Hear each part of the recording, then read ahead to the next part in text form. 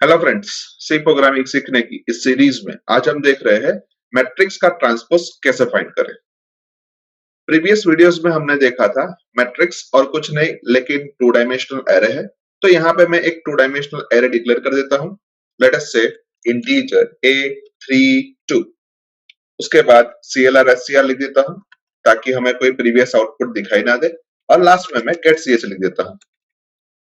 अब यहाँ पे हमने 3x2 एरे यानी कि मैट्रिक्स डिक्लेयर किया है। उसका मीनिंग कि इस मैट्रिक्स के अंदर 3 रो है और 2 कॉलम है, यानी कि टोटल 6 एलिमेंट्स है। और ये 6 एलिमेंट्स को अगर हमें यूजर के पास से रीड करवाने हैं तो उसके लिए हमें स्कैनफ स्टेटमेंट की जरूरत पड़ेगी। तो यहाँ पे मैं एक स्कैनफ स्टेटमेंट लिख देता हूँ और उसके अंदर मैं मैसेज दे रहा हूँ %d एड्रेस ऑफ A00, जो हमें फर्स्ट रो का फर्स्ट एलिमेंट रीड करके देगा। अभी सेकंड नंबर रीड करवाने के लिए मुझे स्कैनफ स्टेटमेंट के अंदर लिखना पड़ेगा %d एड्रेस ऑफ A01, जो हमें फर्स्ट रो का सेकंड एलिमेंट रीड करके देगा। उसके बाद थर्ड नंबर रीड करने के लिए मुझे लिखना पड़ेगा %d एड्रेस ऑफ A10, जो हमें सेकंड रो का फर्स्ट एलिमेंट रीड करके देगा। उसके बाद स्कैनफ स्टेटमेंट के अंदर हम लिखेंगे %d एड्रेस ऑफ A11, जो हमें सेकंड रो का सेकंड एलिमेंट रीड करके देगा। उसके बाद नेक्स्ट नंबर रीड करवाने के लिए मुझे लिखना पड़ेगा एड्रेस ऑफ A20, जो हमें थर्ड रो का फर्स्ट एलिमेंट रीड करके देगा।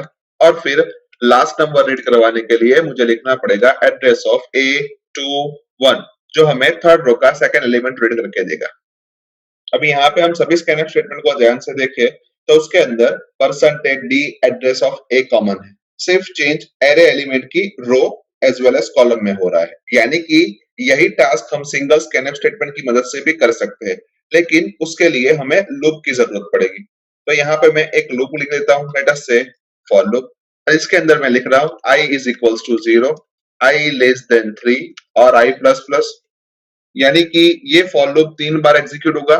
और अगर ये फॉर लूप के अंदर मैं स्कैनफ स्टेटमेंट लिखता हूं तो वो 3 नंबर ही रीड करके देगा, लेकिन हमें 6 नंबर रीड करवाने हैं। तो उसके लिए मैं उसके अंदर एक और फॉर लूप लेता हूं और उस फॉर लूप के अंदर मैं मैसेज दे रहा हूं j is equals to 0, j less than 2 और j प्लस प्लस, और उसके अंदर मैं स्कैनफ स्टेटमेंट लिख रहा हूं और उसके अंदर मैं लिख रहा हूं %d address of A of ij, यानी कि ये स्कैनफ स्टेटमेंट जब i की वैल्यू 0 होगी उस वक्त A00 as well as A01 की वैल्यू रीड करके देगा। i की वैल्यू जब 1 होगी उस वक्त ये scanf statement A10 as well as A11 की वैल्यू रीड करके देगा, और i की वैल्यू 2 होगी उस वक्त ये scanf statement A20 as well as A21 की वैल्यू रीड करके देगा। अब इस स्कैनफ स्टेटमेंट के ऊपर मैं एक प्रिंटफ स्टेटमेंट लिख देता हूं और उस प्रिंटफ स्टेटमेंट के अंदर मैं मैसेज दे रहा हूं एंटर A ऑफ %d और दोनों %d की वैल्यू मैं i और j से रिप्लेस कर रहा हूं, यानी कि ये प्रिंटफ स्टेटमेंट फर्स्ट टाइम हमें enter A00, second time enter A01, third time enter A10, fourth time enter A11, fifth time enter A20 और सिक्स टाइम एंटर A21 ऐसा मैसेज प्रिंट करके देगा।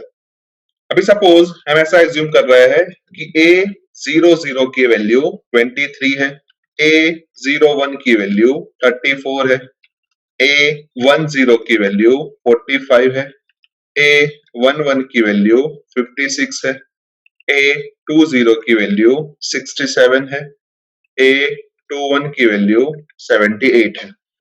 अब यहाँ पे जो एरे है उसको हम मैट्रिक्स के फॉर्म में लिख देते हैं, यानी कि फर्स्ट रो के अंदर 23 और 34 आएगा, सेकंड रो के अंदर 45 और 56 आएगा, थर्ड रो के अंदर 67 एंड 78 आएगा।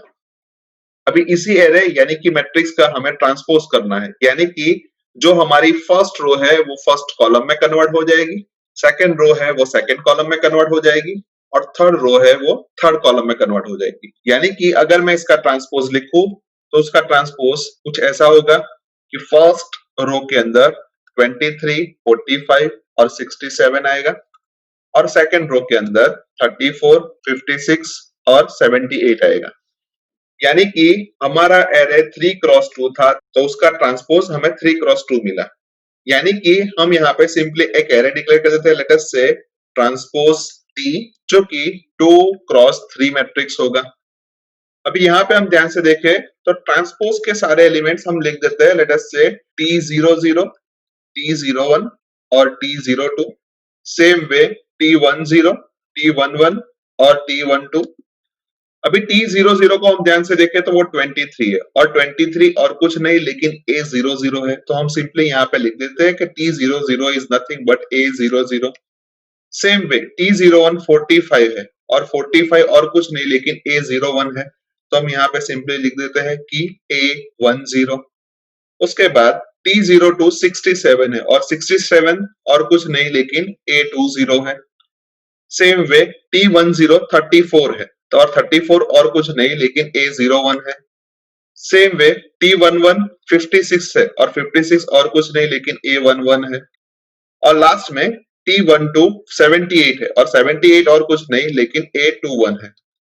यानी कि ट्रांसपोज के सभी एलिमेंट को हम ध्यान से देखें तो वहां पे जो हमारी रो की वैल्यू है वो हमारे ओरिजिनल मैट्रिक्स की कॉलम की वैल्यू है, यानी कि फर्स्ट 3 एलिमेंट में रो की वैल्यू 0 0 है, और बाद वाले 3 एलिमेंट के अंदर रो की वैल्यू 1 1 1 है। और वही चीज को हम हमारे ओरिजिनल मैट्रिक्स के अंदर देखें तो फर्स्ट 3 नंबर की कॉलम की वैल्यू 0 0 है, और उसके बाद वाले 3 नंबर्स की कॉलम की वैल्यू 1 1 1 है।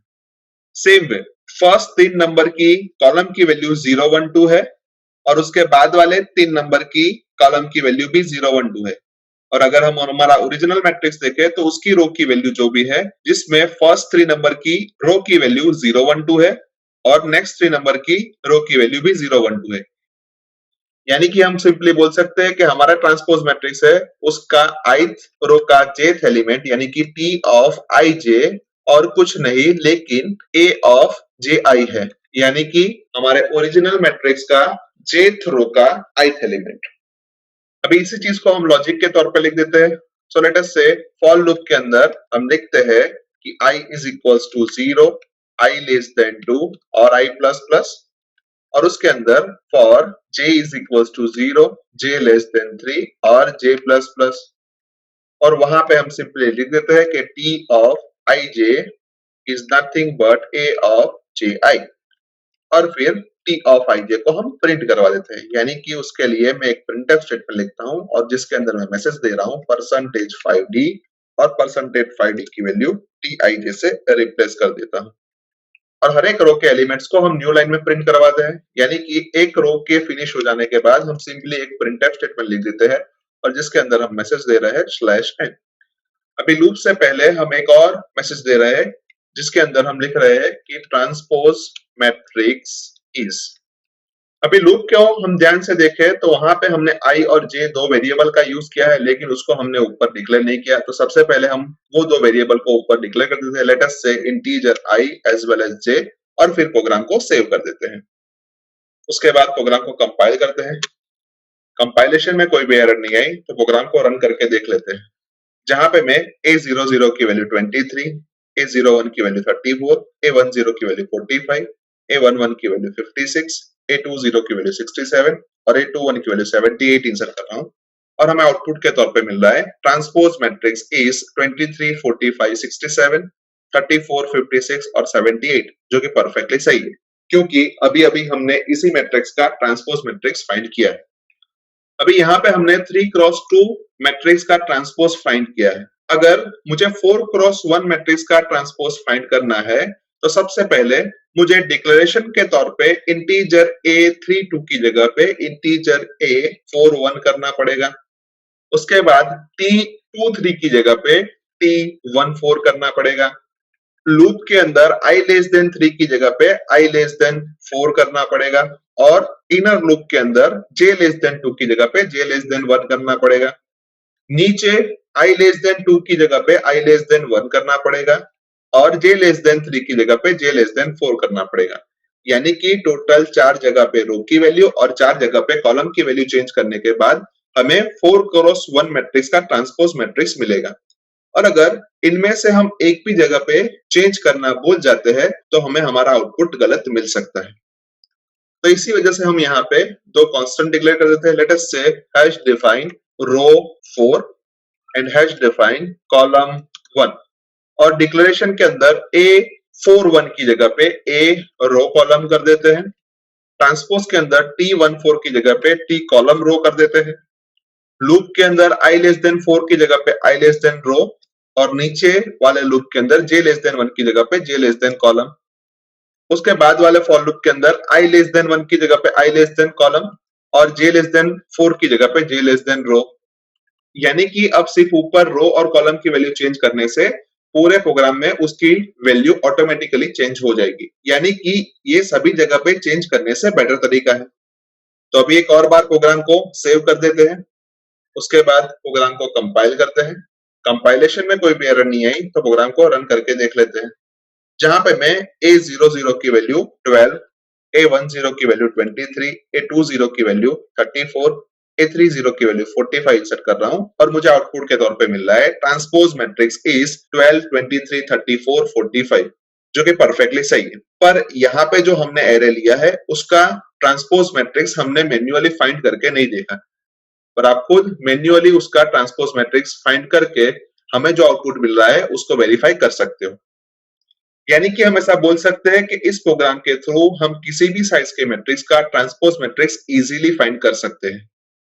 सो आई होप कि आपको इस प्रोग्राम के अंदर अच्छी तरीके से समझ आ चुकी होगी। आज के वीडियो में बस इतना ही। नेक्स्ट वीडियो में फिर से मिलेंगे। Thank you very much.